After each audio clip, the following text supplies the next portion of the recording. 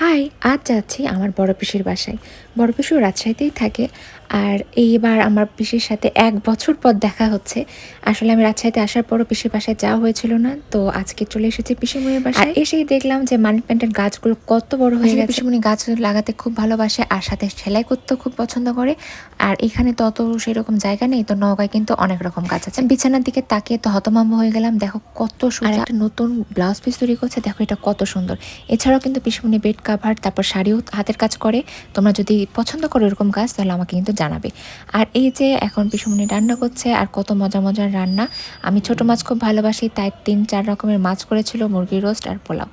তারপর বিকালে একটু কামরাঙ্গা মাখা খেলাম, আর এরপর পিসিমণি করলো পিঠা বানানো। আমার পছন্দের পুলি পিঠা আর পাটিসাপটা। পিসিমণি দুর্দান্ত পিঠা বানায়, আর আমার দুই বাড়িতেই কিন্তু পিসিমণির হাতের পিঠা খেতে সবাই খুব ভালোবাসে।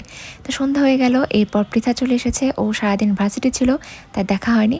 আর আসার পর ও আমাকে লেমনেড বানিয়ে পিসির বাড়িতে ডিনার করে আমি বাড়ি চলে এলাম। এসে সবার সাথে খেলতে বসে গেছি। আজকের মতো এটুকু।